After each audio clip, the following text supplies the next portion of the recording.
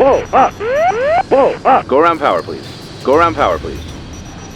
The crash of Flight 901 remains the largest disaster in Antarctic history. In this video, we'll walk through that day's final moments and reconstruct the crew's last words. Most importantly, we'll dig into who's really to blame for the loss of 257 lives. But, as always, viewer discretion is advised.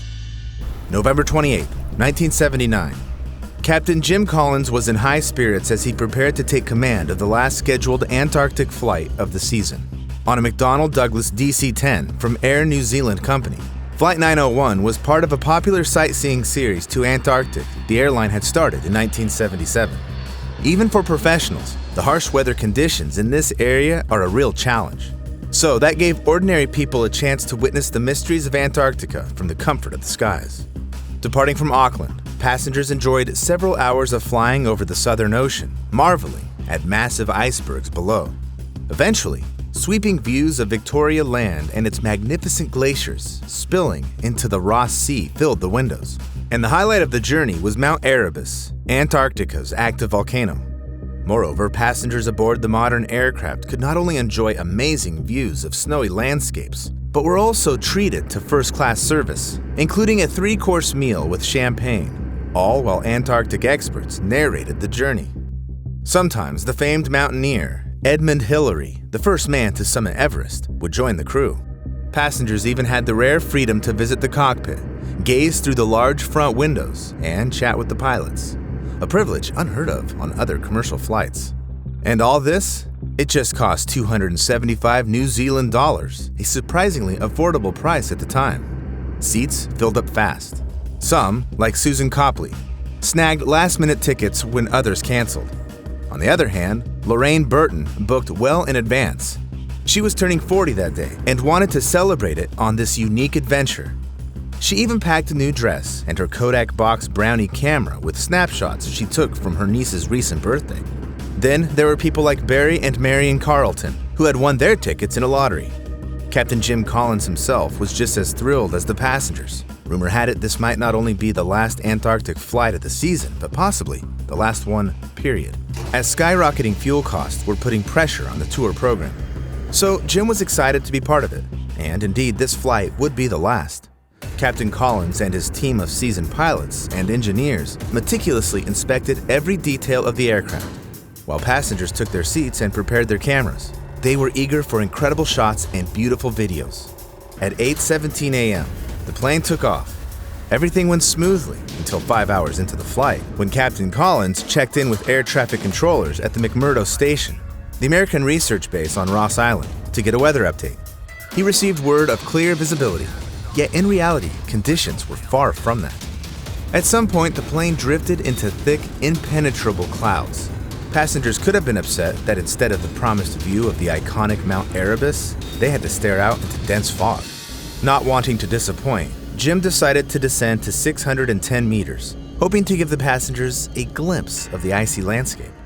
At 12:32 p.m., he spotted a break in the clouds and made the call to slip through. And from that moment, Flight 901 went silent. Controllers at McMurdo started to worry. Minutes ticked by, and still, there was no response from Captain Collins or any sign of the DC-10. It had simply vanished. While they kept the incident quiet, a search operation was immediately launched. During the first few hours, there was still hope. The crew may have managed to make an emergency landing somewhere remote with a broken radio. The telegram went out to various military and civilian agencies to coordinate the search. But at 9 p.m., roughly 30 minutes after the plane would have run out of fuel, Air New Zealand painfully announced to the press that the aircraft was believed lost. American military stationed at McMurdo began scanning the area around Ross Island, hoping for any signs.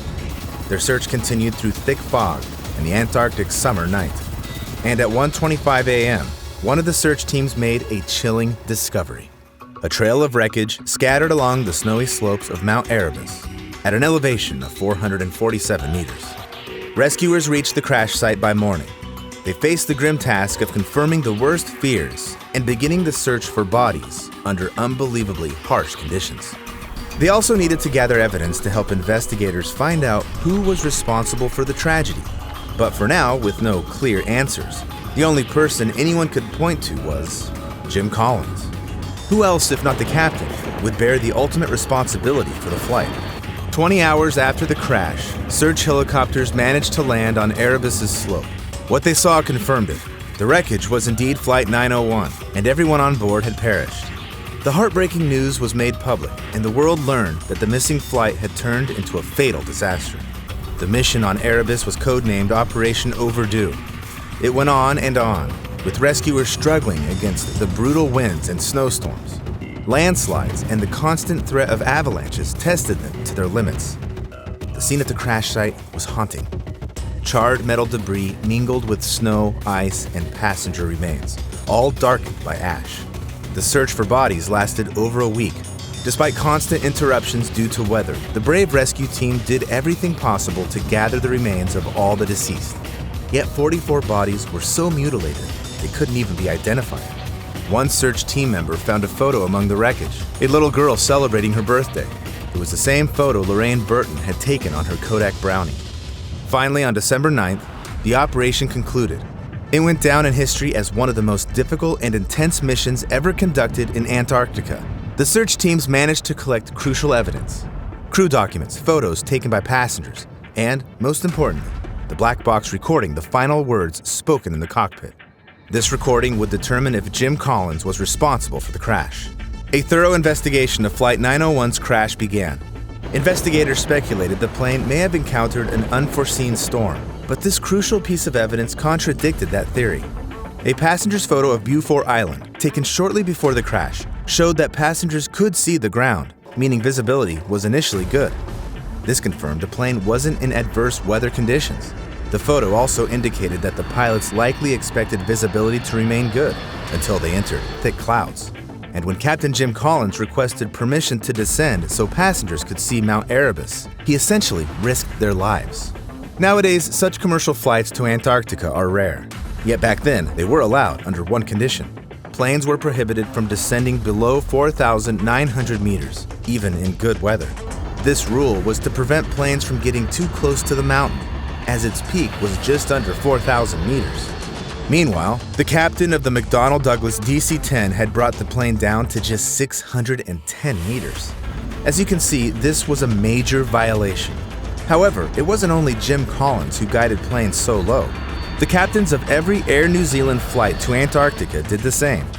The route passed through the McMurdo Sound so that the planes wouldn't encounter any dangerous terrain, allowing passengers to view the volcano from the side rather than from above. Air New Zealand denied that its planes had descended below the allowable limits, yet evidence spoke against them. Many journalists published photos from previous excursions clearly showing flights at low altitudes. Furthermore, the company's own travel magazine included a photo confirming this violation. Controllers, in turn, assisted pilots in making this descent a bit safer and more controlled. But Captain Jim Collins didn't wait for instructions and chose to quickly dive into a gap in the clouds on his own. The black box recording captured that the terrain warning system activated just seconds before the tragedy. Pull up! Pull up! Pull up! However, the mountain appeared so quickly beneath the plane that the warning was futile. Although Captain Collins immediately reacted, increasing power and attempting to climb, it was already too late. This grainy photograph, with a splattered window, captured one passenger's final second of life, most likely taken at the moment of impact when the DC-10 struck Erebus and exploded, instantly claiming all 257 lives on board. The investigation suggested the pilots didn't see the mountain due to the phenomenon known as whiteout. This can occur under heavy cloud cover, snow, or fog against a background of water or sand. When light diffuses evenly over a surface, the terrain becomes almost invisible, appearing as one continuous white spot from above. It was also found that Air New Zealand failed to properly train its pilots to recognize this dangerous optical effect, despite warnings from Antarctic experts. Most importantly, Collins likely didn't even realize there was a mountain below them instead of an empty space. The night before departure, Air New Zealand updated the navigation coordinates by 2 degrees. Originally, planes were to fly over the mountain, yet due to the coordinate inaccuracy, pilots had been flying beside it. The company corrected the route, but didn't notify the pilots. As a result, the plane ended up right beside Erebus's steep slope. All these causes were listed in court, but the main one was deemed to be Captain Collins's decision to descend to a dangerous altitude. The question remains, was he really aware of his actions? To find the truth, relatives of the victims succeeded in getting the case reopened. Whoa, up. 500 feet. Whoa, up. 400 feet. Whoa, up. Go around power, please. Whoa. During the second investigation, the black box recording from a second before the tragedy was repeatedly analyzed to detect the exact emotions in the cockpit. The case could only be reopened due to pressure from the victims' families and widespread public interest. They wanted a more detailed and fair explanation of the accident's causes, as blaming the pilots was the easiest solution, especially since this time the real recording needed to be heard. In the initial investigation, the black box transcript had been interpreted slightly differently. I couldn't find information on the specifics, but it said that a few lines were added by a British expert without proper verification. The actual recording, on the contrary, changed the case's direction. You know, on this channel, you'll find many videos with audio or text transcriptions of events before the plane crashes, when pilots scream, panic, and try to prevent the inevitable. In this particular case, though, there's none of that. The recording ultimately proved the assumption that Jim Collins and his crew truly didn't know they were right next to a mountain. That's why there was no panic in the recording. When the captain guided the plane into a gap in the clouds, everything happened so instantly that they didn't even have time to react or say a final word. The reinvestigation changed the course of the case, and the verdict now stated that the disaster resulted from a series of invisible yet critical mistakes by Air New Zealand itself in organizing the flight. Finally, Jim Collins' name, which had been tainted by accusations, was cleared of disgrace. After the tragedy, flights from New Zealand to Antarctica were suspended, but only for the next 34 years. It wasn't until 2009, a full 30 years after the tragedy, that Air New Zealand CEO Rob Fife apologized to all those affected who hadn't received adequate support and compassion from the company following the incident. He also unveiled a commemorative sculpture at the headquarters.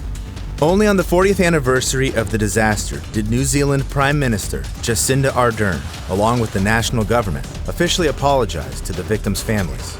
Catherine Carter, the daughter of Captain Collins, who had piloted the doomed plane, remained convinced that Air New Zealand had handled the situation poorly after the crash. Her family endured years of suffering under a culture of blame because, until the case was reinvestigated, all public outrage over the deaths of loved ones in the crash was directed at them. Yet officially, no one has been held accountable to this day. Today, 90% of Antarctic visitors travel by ship, requiring at least 4 days at sea. However, there are limited flight options to Antarctica, taking just a few hours. Would you dare to take such a trip? Comment below and don't forget to subscribe to the channel. We have more stories about something went wrong journeys that deserve your attention.